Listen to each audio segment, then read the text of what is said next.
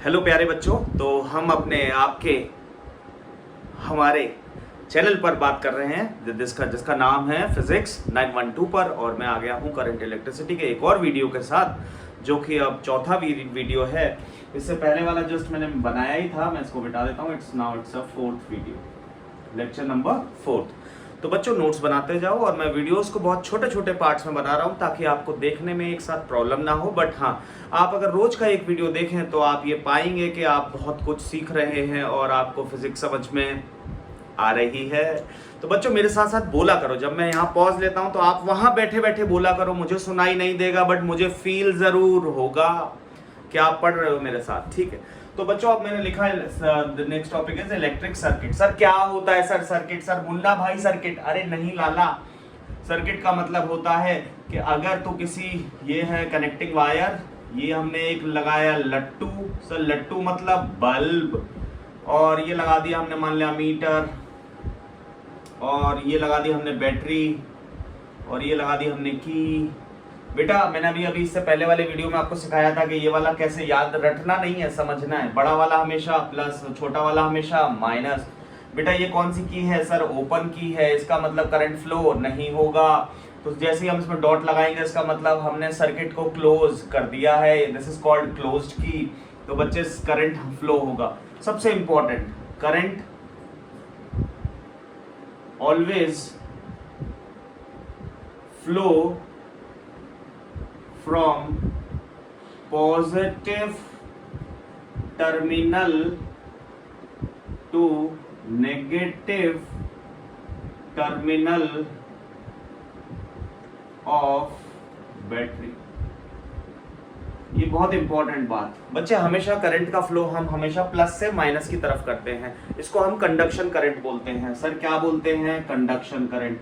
Sir ये तो हमने सुना ही नहीं, तू आप सुन ले, तेरी कोई दिक्कत नहीं होगी। कंडक्शन करंट, ठीक है। सर और भी कोई करंट होता है क्या? हाँ बेटा, इसकी डायरेक्शन हमेशा कहां से कहां होती है? प्लस से माइनस की तरफ। It always flow from positive towards negative. और एक और होता है बेटा इलेक्ट्रॉनिक करंट। इलेक्ट्रॉनिक करंट, इसको हम इसकी डायरेक्शन सर कहां से कहां लेते हैं? माइनस टू पॉजिटिव, माइनस से प्लस की तरफ। सर ये वाला बुक्स में नहीं होता ना ज्यादातर? हाँ बेटा नहीं होता, बट हाँ अगर तेरे को, तू सुन रहा है, तेरे को कंसेप्ट सीखने हैं ना बेटा, कुछ नया सीखना है मेरे वीडियो से, तो तू सीखता जा। इलेक्ट्रॉनिक करंट मतलब the direction of current is always taken in the direction of flow of electron. Sir electrons, बेटा इलेक्ट्रॉन्स ऐसे मूव करते हैं क्योंकि नेगेटिव से जाएंगे ना, और प्रोटॉन्स ऐसे मूव करते हैं। लेटर ऑन तुम्हें ये पता चलेगा कि असली में प्रोटॉन तो मूव ही नहीं करते हैं, बट क्योंकि हम 10th क्लास में कंसेप्ट को सिखाने की कोशिश कर रहे हैं इसलिए मैं सिंपल वर्ड्स का यूज कर रहा हूँ। असली में प्रोटॉन मूव नहीं करते। बट अगर तू 10th लेवल पे ये बोल देगा कि हाँ सर प्लस इधर से माइनस इधर से, तो कोई दिक्कत नहीं है, ठीक है बच्चे। तो सर डायरेक्शन ऑफ करंट कौन सी लेंगे? सर ये वाली लेंगे। सर इसको कौन सी बोलेंगे? Conduction current. सर अगर मैं ऐसे ले लूं तो वो कौन सी करंट हो जाएगी बेटा? Electronic current. करंट का मैं पूरा वीडियो लेक्चर बना चुका हूं, उसमें आप जाकर उसको देख लो, ठीक है बेटा। तो इलेक्ट्रिक सर्किट मतलब इसको बोलते हैं इलेक्ट्रिक सर्किट, समझ गए? This is called electric circuit, this is called electric circuit. अच्छा सर अगर इसमें कुछ और भी लग सकता है? हाँ लग सकता है। This is simple circuit, simple electric circuit. कई बार बोर्ड में बोलते हैं write down the electric, draw the simple electric circuit, तो ऐसा बना देना, ठीक है बच्चे। अच्छा अब हम बात करेंगे बेटा, आज का हमारा टॉपिक रहेगा रजिस्टर। अब देखो इसमें बहुत मजा आएगा, इसमें आप बहुत कुछ सीखोगे। और एक और रहेगा सर हैशटैग। हाँ बेटा, एक होता है रेजिस्टेंस। बेटा असली में टीचर्स और स्कूल में और हमारी जनरल बोलचाल में रजिस्टर नहीं बोलते, हम रेजिस्टेंस बोलते हैं। बट अगर हमें समझ में आ जाए तो उसमें कोई बुराई, बोला करो नहीं है। तो सुनो, रजिस्टर मतलब क्या सर? तो रजिस्टर मतलब होता है बेटा इट इज अ डिवाइस, ये डिवाइस होता है यानी। अच्छा और ये क्या होता है सर? ये फिनोमिनन होता है। सर इनका मतलब समझाओ सर, ऐसे समझ में नहीं आ रहा। तो देख मैं बताता हूं, तो ऐसे लिख ले पहले। रजिस्टर का मतलब इट इज अ डिवाइस, और रेजिस्टेंस का मतलब it is a phenomena. Sir कैसे सर? अभी समझाता हूं, मैं मिटा रहा हूं इसको क्योंकि फिर इसी में आज हम पूरा एक लेक्चर बनाएंगे रेजिस्टेंस के ऊपर ही। मिटाने जा रहा हूं 1 2 3। देख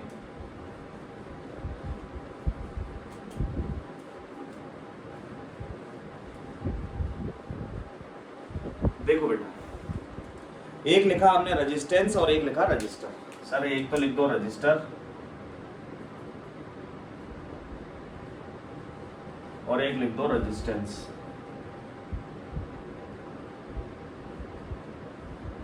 ठीक है बच्चे, एक तो होता है रजिस्टर और एक होता है रेजिस्टेंस। सर ये क्या है? ये है बेटा डिवाइस। और ये क्या है बेटा? ये है फिनोमिना। सर ये क्या मतलब हुआ? अब देख मतलब समझाता हूं बेटा। जैसे कैंची देखी तूने? कैंची, हाँ देख मेरे पास प्लास भी है। ये क्या है? प्लास, दिख रहा है? प्लास, प्लायर। हाँ। तो बेटा इससे क्या करती है? इसका नाम क्या है? प्लास। तो ये डिवाइस रजिस्टर, मतलब जो रेजिस्टेंस होता है, दिखाऊंगा मैं आपको अपने वीडियो में रेजिस्टेंस क्या होता है। तो जो दिखता है वो रजिस्टर। और ये करता क्या है बेटा? प्लास, ये पकड़ता है। पकड़ना इज द फिनोमिना, पकड़ना इज द फिनोमिना, होल्डिंग। और इसको जैसे इसको मार्कर को पकड़ लो, तो ये करता, यानी जो करता है, काम करता है। तो रेजिस्टेंस मतलब वो करता क्या है, और रजिस्टर मतलब वो डिवाइस। तो बच्चे जब भी हम बोलेंगे कि रजिस्टर, तो इसका मतलब होगा वो डिवाइस, और रेजिस्टेंस का मतलब होगा फिनोमिना। सर करता क्या है रेजिस्टेंस? तो बेटा मैं यहां लिख देता हूं, it creates you can say, देख मैं पहले समझा दूं फिर लिखता हूं, है ना। जैसे बेटा मान ले कि ये रेजिस्टेंस है। सर शार्क के दांत है ये तो, हाँ बेटा शार्क के दांत जैसा ही सिंबल होता है रेजिस्टेंस का, ठीक है। तो देख बेटा इलेक्ट्रॉन्स को क्या करता है? इलेक्ट्रॉन्स यहां से यहां जाना चाहते हैं, मान ले इलेक्ट्रॉन्स यहां से यहां जाना चाहते हैं, तो वो क्या करता है? ऑब्स्टिकल क्रिएट करता है, यानी बाधा क्रिएट करता है, यानी उनको जाने नहीं देता है, उनकी एनर्जी को कंज्यूम करता है, उनकी एनर्जी को कम करता है। और वो रेजिस्टेंस एनर्जी को यूज करता है, यहां लिख देते हैं इंपॉर्टेंट पॉइंट, साइड में लिख लो, resistance convert kinetic energy of electrons into heat, light energy। समझना, मैं अभी धीरे धीरे सब समझा दूंगा, तेरे को सब समझ में आ जाएगा। तो तू ये समझ के रेजिस्टेंस जो है वो एनर्जी, क्योंकि law of conservation of energy ये कहता है प्यारे बच्चों कि एनर्जी ना तो कभी क्रिएट होती है ना कभी डिस्ट्रॉय होती है, वो तो एक फॉर्म से दूसरी फॉर्म में कन्वर्ट होती है। तो रेजिस्टेंस क्या करता है? रेजिस्टेंस उसकी काइनेटिक एनर्जी सर क्या होती है बेटा? काइनेटिक एनर्जी का मतलब होता है जब कोई चीज चल रही हो, बिकॉज ऑफ वेलोसिटी उसमें जो एनर्जी आती है उसको हम काइनेटिक एनर्जी बोलते हैं। 9th क्लास में पढ़ाते हैं, मेरे वीडियो लेक्चर में मैंने समझाया हुआ है। तो बच्चे ये एनर्जी हो गई, तो ये काइनेटिक एनर्जी को किसमें कन्वर्ट कर देता है? या तो हीट एनर्जी में या लाइट एनर्जी में। अभी सब समझ में आ जाएगा धीरे धीरे, मैं पूरा लेक्चर समझाऊंगा, तू बस उसको लिख ले साइड में, that is the important note. अच्छा सर, तो बेटा ये क्या करता है? रेजिस्टेंस क्या करता है? Creates a obstacle in the path of flow of charge. लिख लो इसको, creates a obstacle in the path of flow of charge. Charges के पाथ के बाधा यानी परेशानी क्रिएट करता है रेजिस्टेंस। सर वो परेशानी का फायदा क्या उठाता है वो मैं अभी समझाऊंगा तेरे को धीरे धीरे। तू यार लिख ले, it creates the obstacle in the flow of electron, in the path of flow of electron. तो बच्चे वो रेजिस्टेंस क्या करता है कि ऑब्स्टिकल क्रिएट करता है। ठीक है सर। बच्चे हम क्या करेंगे, हम इस चैप्टर में सर अगर हमें टीवी है, ये हमारा एलसीडी है, क्या है ये एलसीडी। मान लिया अगर इसका मुझे सर्किट डायग्राम दिखाना है एलसीडी, तो बेटा मैं एलसीडी बनाऊंगा थोड़ी, मैं क्या करूंगा उसको ऐसे बना दूंगा, यानी अब ये एलसीडी हो गया। सर इसकी वैल्यू लिख देंगे, जो भी ये बिजली खाता है, जो भी इलेक्ट्रिसिटी कंज्यूम करता है, हम उसका वैल्यू लिख देंगे यहाँ पर। सर अगर हमें पंखा बनाना होगा तो बेटा पंखा ऐसे बनाने तो नहीं बैठेंगे सर्किट में, हम उसकी जगह क्या यूज कर लेंगे, अगेन सेम। सर अगर हमें बल्ब बनाना होगा तो बल्ब तो हम बना सकते हैं इजीली, ये बल गया। सर अगर बल्ब ना बनाए तो उसकी जगह फिर अगेन यही, क्योंकि जो भी चीज बिजली कंज्यूम करे, electricity, the things which consumes the electricity or converts the electric energy into a form, another form, that all are considered as a resistance। उनको हम रजिस्टर बोलते हैं। वो सारे डिवाइसेस क्या है, रजिस्टर। और वो करते क्या है, वो इलेक्ट्रॉन्स के पाथ में ऑब्स्टिकल क्रिएट करते हैं, तो उनको हम क्या बोल देते हैं, रेजिस्टेंस। तो रेजिस्टेंस क्या होता है, फिनोमिनन होता है। कौन करता है फिनोमिना, रजिस्टर। क्या तुम्हें समझ में आ गया, भाना बोलो वहीं बैठे बैठे। ठीक है सर, तो हमें समझ में आने लगा रजिस्टर क्या करता है। ठीक है, ओके। अब देख नेक्स्ट लिख, अब हमें यहाँ तक समझ में आ गया, जल्दी जल्दी कॉपी करते जा बेटा। इलेक्ट्रिक पोटेंशियल डिफरेंस सिखा दिया, ये सिखा दिया, रेजिस्टेंस बता रहा हूँ। अब हाँ, इसके बाद आता है ओम्स लॉ। बेटा क्या आता है? Ohm's law. तो यहाँ हेडिंग डाल लेंगे हम लोग, ओम्स लॉ। इंपॉर्टेंट है प्यारे बच्चों ओम्स लॉ। तो बेटा सबसे पहले हम बात कर लेते हैं ओम्स लॉ होता क्या है। तो बेटा ओम्स नाम के एक साइंटिस्ट थे और उन्होंने, तुम लोग एक पीछे जाके एक और लिख लेना, the SI unit of resistance, मैं भूल गया था लिखवाना, इज ओम। इसका सिंबल क्या होता है? सर ऐसे करके उल्टा मटका बना दो, समझ में आया? This is symbol. Sir symbol का भी कोई नाम है क्या? हाँ बेटा, अगर तू जानना चाहता है तो मैं बता देता हूं। The name of the symbol is omega. क्या बोलते हैं? ओमेगा। बट अगर हम ऐसा कहीं पर देखें तो हम 10th क्लास के बच्चे क्या समझेंगे कि यार ये तो ओम है। Ohm is the SI unit of resistance. लिख ले बच्चे, ओम्स लॉ। तो सर पहले क्या चीज लिखें? पहले हमें, मैं अपने नोट्स बना रहा हूं, वैसे वैसे लिखते जाओ बच्चों। पहले स्टेटमेंट लिखेंगे। पहले क्या लिखेंगे? स्टेटमेंट। ओम्स लॉ ने क्या बोला था? ओम्स लॉ ने ये बोला था कि the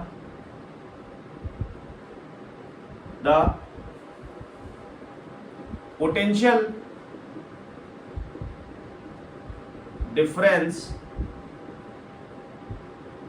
is directly proportional to the flow of current through wire।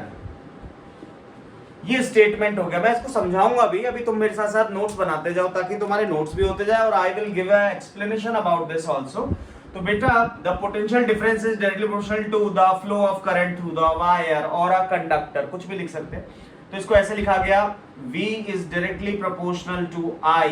Directly का मतलब मैं समझा चुका हूं बेटा पहले वीडियोस में कि अगर इस क्वांटिटी को बढ़ाओगे तो ये भी क्वांटिटी बढ़ेगी, इस क्वांटिटी को घटाओगे तो ये भी क्वांटिटी घटेगी। बट बच्चों कोई तुम्हें ये नहीं बताता कि why we remove this sign. क्योंकि आप देखना कि आप स्कूल में भी देखना अगर टीचर्स पढ़ाएंगे बट उसको वही सीधे बता देंगे इसको हटा के आर लगा दो, बट हटाया क्यों वो तो बताओ। तो बेटा देख, हटाते इसलिए है कि बच्चे, इसका मतलब ये है कि अगर ये क्वांटिटी को बढ़ाऊं यानी पोटेंशियल को, तो करंट बढ़ेगा, पोटेंशियल को कम करूं तो करंट कम होगा। डायरेक्टली का मतलब ये होता है। बट बेटा हमारी फिजिक्स में हम हर एक चीज को एक्यूरेटली कैलकुलेट करते हैं, यानी कि हमें ये पता होना चाहिए कि अगर मैंने पोटेंशियल को 1 टाइम्स बढ़ाया तो करंट कितने टाइम्स बढ़ा। इट इज नॉट कंपलसरी कि अगर पोटेंशियल को 1 टाइम बढ़ाया तो करंट भी 1 टाइम बढ़ेगा, ऐसा जरूरी नहीं है। बट हाँ ऐसा जरूरी है कि पोटेंशियल बढ़ा तो करंट भी बढ़ेगा, बट कितने टाइम हमें क्या पता। तो उसके लिए हमें एक इक्वलिटी लानी पड़ती है, यानी इक्वल करना पड़ता है फॉर द प्रिसाइज कैलकुलेशंस। तो हमें कांस्टेंट की जरूरत होती है, तो हम लिखते हैं V is equal to I R. तो बेटा यहां पर ये जो R है ये है कांस्टेंट। क्या है बच्चे? कांस्टेंट और ओम्स कांस्टेंट। सर अब हमें पता चल गया क्योंकि इसकी वैल्यू फिक्स होती है। तो बेटा अगर इसको 1 टाइम बढ़ाएंगे तो R टाइम्स ये बढ़ेगा, समझ में आएगी, इसीलिए कांस्टेंट लगाते हैं। तो बच्चे ये तेरे को एक तो स्कूल में जब आएगा तो तेरे को इंग्लिश में ये 2 लाइनें लिखनी है, फिर ये लिखना है, फिर आता है बच्चे सर्किट डायग्राम। फिर क्या आता है? Circuit diagram. तो मैं यहाँ बनाने जा रहा हूं सर्किट डायग्राम। सर्किट डायग्राम सब बच्चों बनाते जाओ, नोट्स लिखते जाओ। पहले ये लिखो स्टेटमेंट, फिर ये लिखो मैथमेटिकल स्टेटमेंट, फिर ये लिखो सर्किट डायग्राम। सर उसमें क्या होता है? उसमें बेटा एक रेजिस्टेंस होता है, एक रियोस्टेट होता है। सर रियोस्टेट को ऐसे दिखाते थे शार्क के दांत पर ब्रश करते हुए। और एक अमीटर होता है, एक बेटा यहाँ पर बैटरी एलिमिनेटर होता है, एक की होती है और ये एक वोल्टमीटर लगा होता है। सर ये क्या हुआ?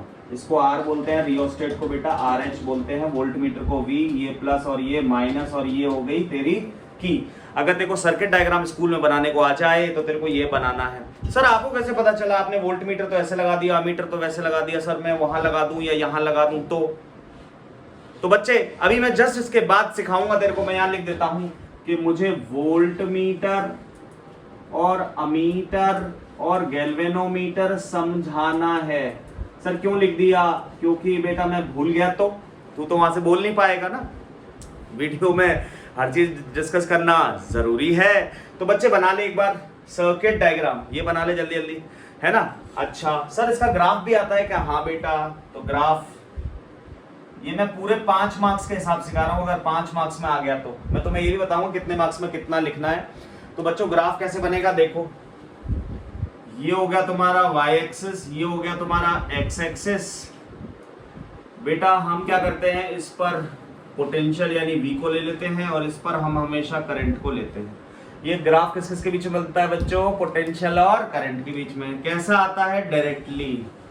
कैसा आता है? Directly proportional. Sir directly proportional मतलब जितना करंट बढ़ेगा उतना पोटेंशियल, जितना करंट उतना पोटेंशियल, जितना करंट उतना पोटेंशियल। अच्छा सर हमेशा डायरेक्टली होगा क्या? नहीं बेटा, ये आइडियल ग्राफ है। कैसा ग्राफ है? Ideal graph. जब बच्चे हम अगर इसको प्रैक्टिकल से बनाते हैं तो ये ग्राफ में सीधी लाइन नहीं आती। सर क्यों नहीं आती? तो उसके पीछे का रीजन देख। अब तेरे को यहाँ पर सभी वीडियो से अलग सीखने को मिलेगा। सर क्या मिलेगा? देख मैं मिटा रहा हूं बेटा, टेक अ स्क्रीनशॉट, 1 2 3। पहले ये लिखना, फिर ये लिखना, फिर ये लिखना, फिर ये लिखना, ठीक है। अब मैं तुझे बता रहा हूं कि ग्राफ ऐसा क्यों नहीं मिलता, अब उसके बारे में हम डीप स्टडी करने वाले। देख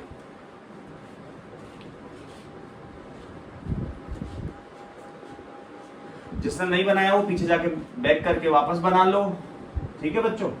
पॉज करके बना लो, मौज करके बना लो, बट बना लो बस। सर मौज करा दी। देख इधर, तो बेटा ओम्स लॉ। तो सर ये इसका ड्रॉबैक क्या है? ड्रॉबैक समझते हो? नहीं सर।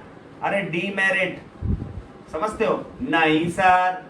अबे कमियां,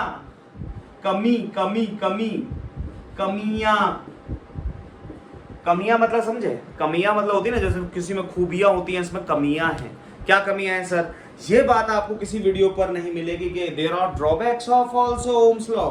ये कोई नहीं बताता बच्चों, मैंने बहुत वीडियो देखे हैं, आप भी देखो, कोई नहीं समझाता, बट मेरे को बताना पड़ता है क्योंकि मेरे बच्चे को सब पता होना चाहिए। देखो ड्रॉबैक या डिमेरिट या कमी क्या होती है कि it is only applicable when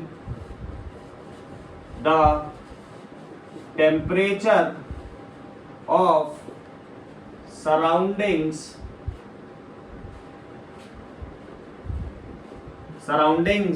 and devices are kept constant। यानी कि प्यारे बच्चों ये कहना ये चाह रहा है कि ये सराउंडिंग्स, जैसे आप ओम्स लॉ कर रहे हो, मान लो लैब में, मान लो आप कोशिश कर रहे हो लैब में ओम्स लॉ करने की, तो ओम्स लॉ के मतलब ये है कि बच्चे देख बाहर का जो टेम्परेचर है वो भी कांस्टेंट रहना चाहिए। ऐसा नहीं कि बाहर का टेम्परेचर कभी कम हो रहा है कभी ज्यादा हो रहा है। सर ऐसा कहाँ होता है? अरे ऐसा हो ये सकता है कि बेटा मान ले के पहले टेम्परेचर, पहले एसी चल रहा था, तू ओम्स लॉ कर रहा था, और फिर तूने अगले दिन वापस आया तो तूने एसी बंद कर दिया और कमरे को खोल दिया और फिर तूने ओम्स लॉ करा।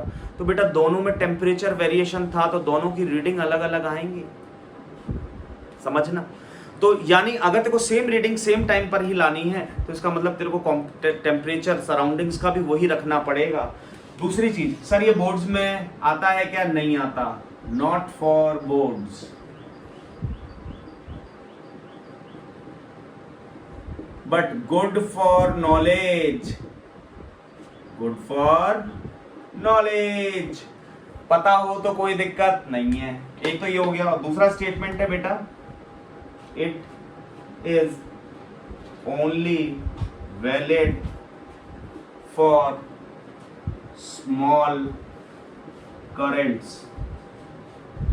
मतलब बहुत छोटे छोटे करंट्स, मतलब बहुत स्मॉल करंट पर ही ओम्स लॉ ज़्यादा अच्छे से परफॉर्म हो सकता है, ज़्यादा करंट पे ओम्स लॉ परफॉर्म नहीं होता। इसलिए तुम्हें जब लैब में कराया जाता है, जब अगर तुम्हारा टीचर कोई लैब में ले जाएगा, स्कूल का टीचर, तो बच्चे वो 2 वोल्ट या 4 वोल्ट पर ही रखकर उसको पूरे सेटअप को कराएगा। बच्चों मैं एक्सपेरिमेंट यहाँ क्लास में नहीं, मतलब यहाँ नहीं करा सकता, इसलिए मैं नहीं बता रहा हूँ, बट हाँ मैं तुम्हें वहाँ बता रहा हूँ कि वो 2 वोल्ट या 4 वोल्ट पर कोई भी टीचर उस एक्सपेरिमेंट को परफॉर्म कराएगा। तो ये दोनों कमियां है ना बच्चों, एक तो टेम्परेचर चाहिए सराउंडिंग्स का, और एक दूसरी कमी है कि sir it's valid for the small current, large current पे ओम्स लॉ ओबे नहीं होता। लिख ले बच्चे, ये बहुत इंपॉर्टेंट था। Not for boards, good for knowledge, ये वाला स्टेटमेंट। ठीक है बच्चे, मिटाने जा रहा हूं, 1 2 3 लिख ले जल्दी जल्दी। यस सर, रजिस्टर क्या होता है बेटा? रजिस्टर वो डिवाइस होता है जो कि ऑब्स्टिकल क्रिएट करता है किसी भी इलेक्ट्रॉन के पाथ पर। ठीक है, अच्छा वोल्टमीटर अमीटर समझाना था मुझे। देखो ये फायदा होता है, अगर मैं वहां नहीं लिखता तो मुझे ध्यान नहीं रहता और तुम बोल भी नहीं पाते, है ना बच्चों। तो देखो वोल्टमीटर यानी symbol is V and the second is ammeter.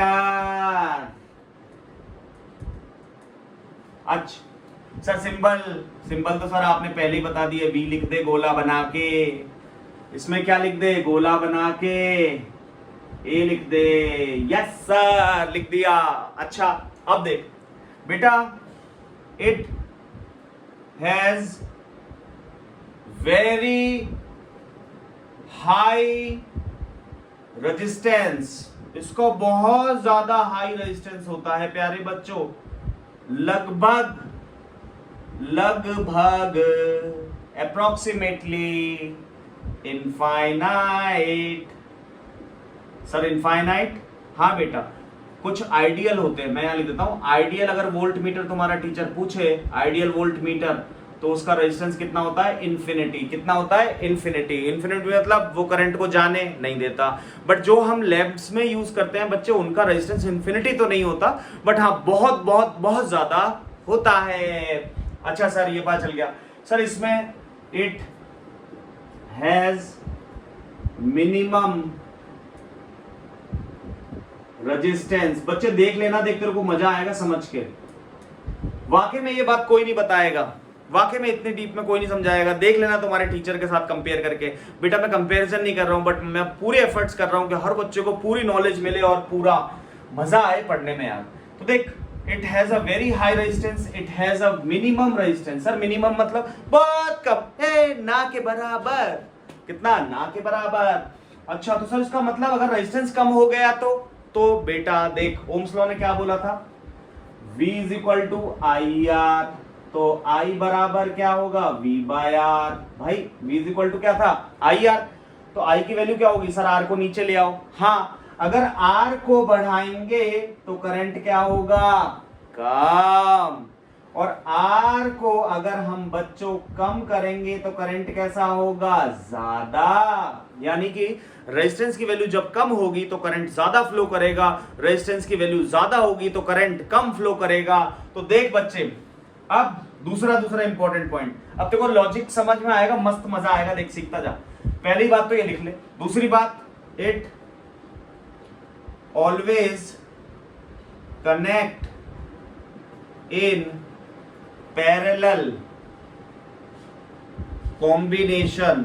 Sir ये क्या होता है? ये अभी मैं बाद में सिखाऊंगा, अभी बस इस वीडियो के बाद ही अगला वीडियो में यही बताऊंगा। ये हमेशा पैरेलल में लगते हैं बच्चे, पैरेलल में। सर याद रखूं क्या अभी मैं? हाँ अभी याद रख ले, सिर्फ 10-15 मिनट, फिर उसके बाद तो मैं एक्सप्लेन ही कर दूंगा।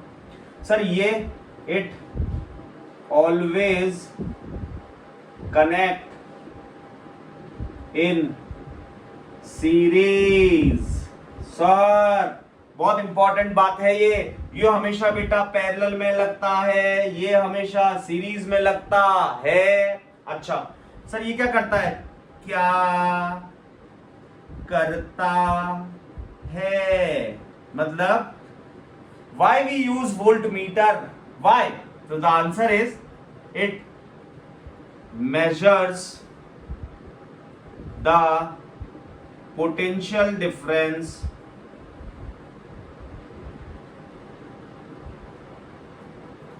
अक्रॉस द रजिस्टर, यानी पोटेंशियल डिफरेंस मेजर करता है बेटा रजिस्टर के अक्रॉस। सर रजिस्टर क्या था सर? रजिस्टर रजिस्टर रजिस्टर, अरे रजिस्टर मतलब डिवाइस जो कि क्या करता है, रेजिस्टेंस क्रिएट करता है, और जो रेजिस्टेंस क्रिएट करने को क्या बोलते हैं, resistance. Resistance is a phenomena.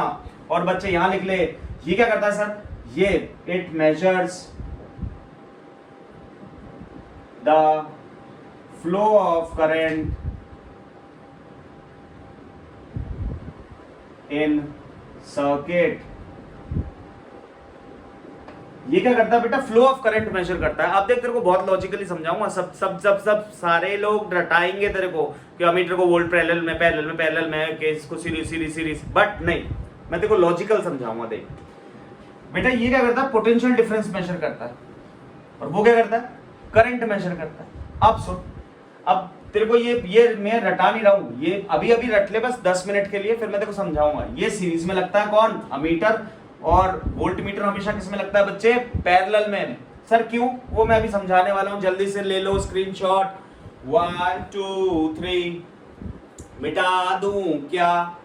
सारे पॉइंट्स इंपॉर्टेंट है, तीनों पॉइंट, तब जाके तेरे को मस्त समझ में आएगा जब तुझे ध्यान रहेगा। हाँ सर ठीक है, मिटा रहा हूं। जो बच्चे नहीं लिख पा रहे हैं मेरे साथ साथ, वो स्क्रीनशॉट ले लो या वीडियो पॉज कर दो प्यारे बच्चों। 2 मिनट ज्यादा लगेंगे बट समझ में अच्छे से आ जाएगा सर। गुड बच्चों, कमेंट्स करना है यार प्लीज, कमेंट्स करा करो, कमेंट्स नहीं करोगे तो मुझे पता नहीं चलता। तो जो भी बच्चा देखे या जो भी बच्चा कुछ भी नोट्स बनाए, कमेंट्स करो बच्चों कि हाँ सर ये था, सर ये था, सर वो था, जो भी आप बोलना चाहो इन कमेंट्स। अच्छा देखो नेक्स्ट, ठीक है सर ओम्स लॉ हमने सीख लिया। हाँ बेटा, ओम्स लॉ की 2 ड्रॉबैक कौन कौन सी? पहली सर कि it is only applicable when the temperature of the surroundings as well as the devices are kept constant. The second thing is when we perform the Ohm's law with a very small current, it not valid for the very high currents. ये ज्यादा value में current होगा उसके लिए applicable नहीं है, सिर्फ छोटे छोटे करंट्स के लिए एप्लीकेबल है। चलो ठीक है, नेक्स्ट वीडियो में वापस आ रहा हूं बच्चों, इसको पॉज करके, इसको स्टॉप करके दूसरा बना रहा हूं खट इसके बाद ही। तो आप तो लाइन से देखते जाओ, ठीक है बच्चों?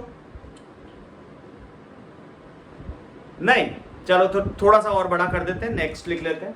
यस, फैक्टर्स इंपॉर्टेंट है, फैक्टर्स अफेक्टिंग द रेजिस्टेंस,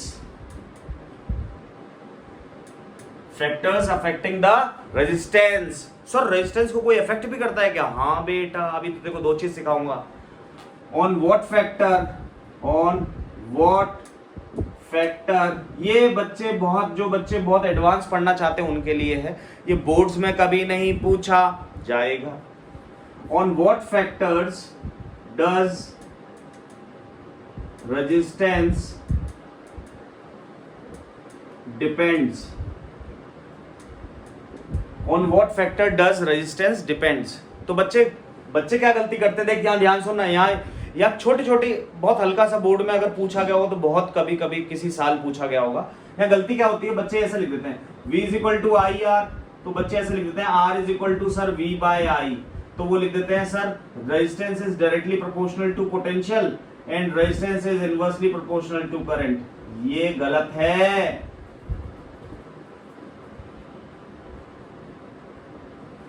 तू गलत भी लिखना बच्चे, क्यों? क्योंकि गलत लिखेगा तो तुझे समझ में आएगा हाँ मैंने यहाँ गलती करी थी समझने में, तो अब तू दोबारा गलती नहीं करेगा। तो बच्चे R is directly proportional to V, R is inversely proportional to I, नहीं ये गलत है बेटा, ऐसे नहीं लिखना है, इसीलिए मैं यहाँ बता रहा हूं। तो देख, पहला resistance is directly proportional to the flow of current। नहीं गलत लिख दिया, थोड़ा सा गलत, फ्लो में गलती हो गई, proportional to the resistance is directly proportional to the length of the wire sir ठीक है, देख बेटा समझ, R is directly proportional to L। Sir ये L क्या है? अरे वायर की लेंथ। सर नहीं आया सर, अच्छे समझाओ। अच्छा देख बेटा, एक छोटा सेल लिया हम, क्या लिया? छोटा सा सेल लिया। सर ये अब बताओ सर, तुम ही बता दो कौन सा प्लस है, ये वाला कौन सा है? बोलो बोलो। प्लस, क्योंकि सर ये थोड़ा सा बड़ा है और ये माइनस। अगर तुमने सही बोला है तो अपने को अप्रिशिएट करो कि हाँ तुम वीडियो देख देख के कुछ सीख तो रहे हो। बेटा अब हमने क्या करा, एक लट्टू लगाया। सर लट्टू, अरे लट्टू का मतलब होता है बल्ब, इट्स अ बल्ब।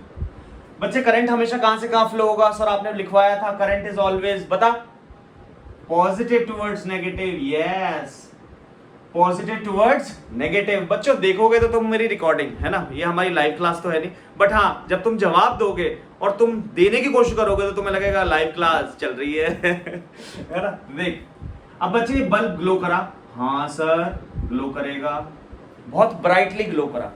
अब हमने क्या करा कि हम थोड़े से साइंटिफिक अप्रोच के साथ सीखेंगे कि resistance is directly proportional to the length of the wire. अगर वायर की लेंथ बढ़ाओगे तो रेजिस्टेंस भी बढ़ना चाहिए। तो हमने क्या करा बच्चे कि यहां से यहां तक के वायर को काटा और एक पूरा बंडल लगा दिया, बंडल ऑफ वायर, ये पूरा bundle.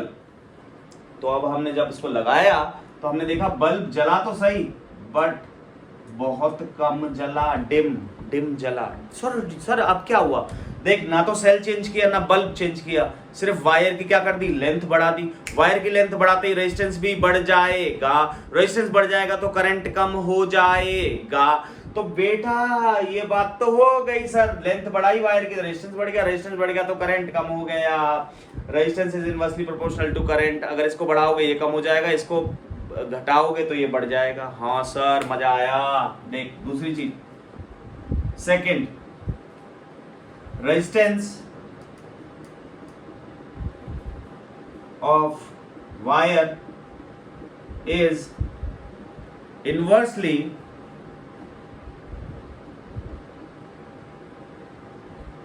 proportional to the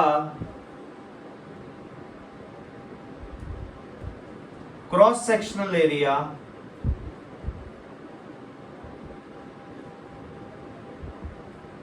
of wire।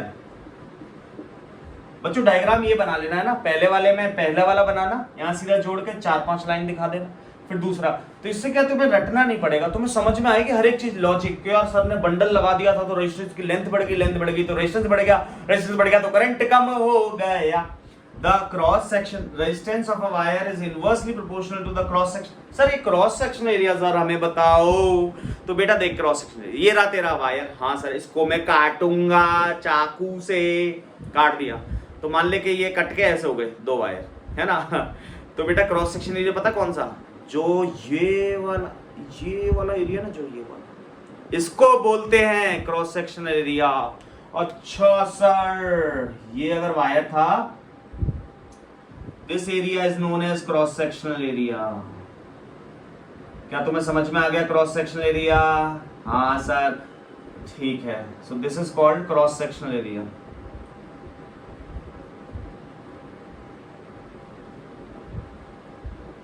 अब देख इसका भी लिखो सर। हाँ इसका भी लिखते हैं। तो इसका क्या आया, यहां लिख दो बच्चे। हाँ R is inversely proportional to area. बच्चों इसलिए कह रहा हूं स्क्रीनशॉट मत लिया करो, है ना, क्योंकि अगर स्क्रीनशॉट ले लोगे तुम इसको भूल जाओगे। तो मैं इसके बाद चलो लो, ये लो। हाँ अब याद रहेगा। तो देख R is inversely proportional to area, या sorry inversely proportional to area. Area भी कौन सा? Cross sectional. Very good.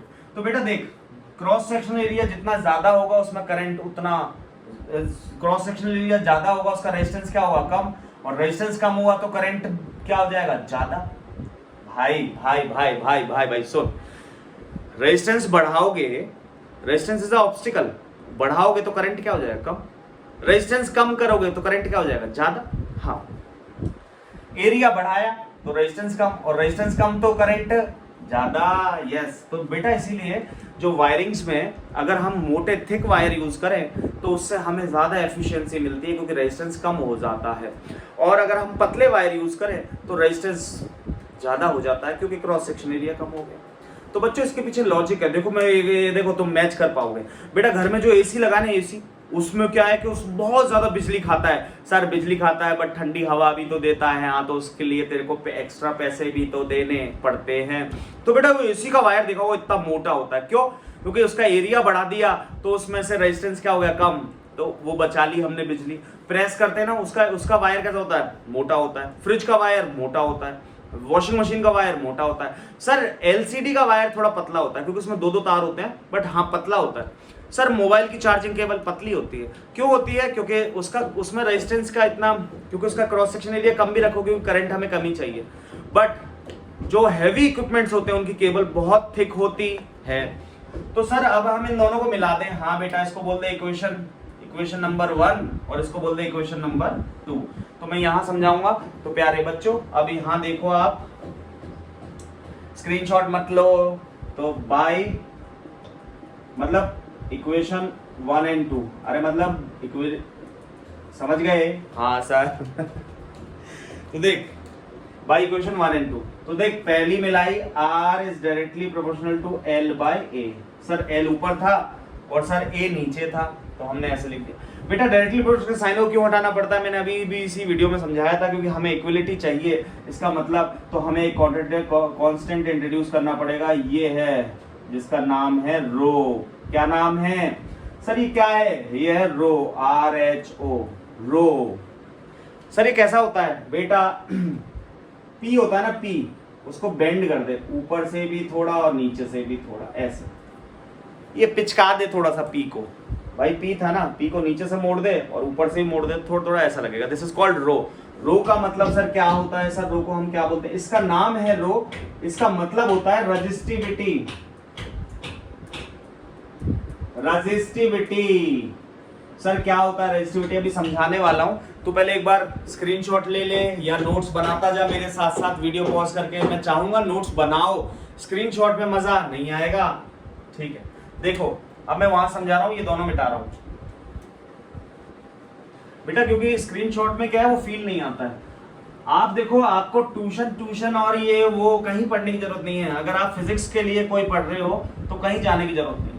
Physics तो मैं उनसे भी भारी पढ़ा दूंगा आपको, और आपको समझ में आएगी। क्यों? क्योंकि आप YouTube पे जब देखकर वीडियो बना रहे हो, इसका मतलब आप घर पे बैठे हो, इसका मतलब आपका ध्यान पूरा पढ़ाई में है, दोस्तों के साथ नहीं है। यही मजा आता है बस थोड़ा सा ऑनलाइन का। देखो तो हमने निकाला R is equal to rho L by A। Rho को बोला गया बच्चे रजिस्टिविटी। सर ये क्या होता है बता रहा हूं। तो बच्चे 10th क्लास के बच्चे को इसकी यूनिट निकालनी आनी चाहिए। सर हमें तो रटवाएंगे, और देख लेना टीचर्स इतना ज्यादा एक्सप्लेन नहीं करेंगे, रटवाई देंगे। बट हाँ तुम समझो, जब भी किसी की यूनिट निकालनी हो उसको अकेला कर लो, रो को अकेला कर लो। सर A को उधर ले जाओ तो R की A, सर L को नीचे ले आओ। भाई ये तो जानते हो ना ये ऊपर क्यों गया, ये नीचे क्यों गया? हाँ सर। रेजिस्टेंस की यूनिट ओम, एरिया की यूनिट मीटर स्क्वायर, लेंथ की यूनिट मीटर ने मीटर को मार दिया, तो ऐसा यूनिट ऑफ रेजिस्टिविटी रो, इसको रो बोलते हैं, सिंबल का नाम रो है बट इसका मतलब हम रेजिस्टिविटी समझते हैं। इसका होता है ओम मीटर। क्या होती है बच्चे? ओम मीटर। लिख लो। सर रेजिस्टिविटी क्या होती है? अब मैं तुझे समझाता हूं। देख बेटा, ये है कॉपर का वायर, और एक है ये गोल्ड का वायर AU, और ऐसे करके बहुत सारे वायर अलग अलग। तो बच्चे एक बात सुनना, अब यहां पर एक बहुत अच्छा क्वेश्चन आता है। देख सर ये कॉपर के वायर की रेजिस्टिविटी, मतलब रेजिस्टिविटी होता है बेटा, चल मैं यहां लिख देता हूं resistivity, it is a nature of material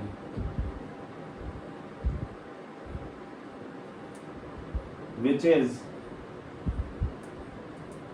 different for different material but it is same for same material। Sir ये तो बहुत उलझी हुई लैंग्वेज हो गई बेटा, ये इंग्लिश में लिख दिया बट हिंदी में समझाता हूँ। देख बच्चे, अगर ये कॉपर का वायर है, ये वाला मेरा मार्कर, सर मार्कर कलर वाला लो, हाँ ठीक है ले ले बच्चे, ये मेरा कॉपर का वायर है, ये मेरा गोल्ड का वायर है, ठीक है। अच्छा, कॉपर के वायर का नेचर है कि वो कुछ हद तक इलेक्ट्रॉन्स को रोकता है। बेटा किसी का भी रेजिस्टेंस जीरो नहीं हो सकता, resistance is never be zero. Resistance can be minimum, can be maximum, but resistance never be zero. Zero कभी भी किसी का रेजिस्टेंस नहीं हो सकता, कम हो सकता है बट रेजिस्टेंस जीरो कभी हम नहीं कर सकते।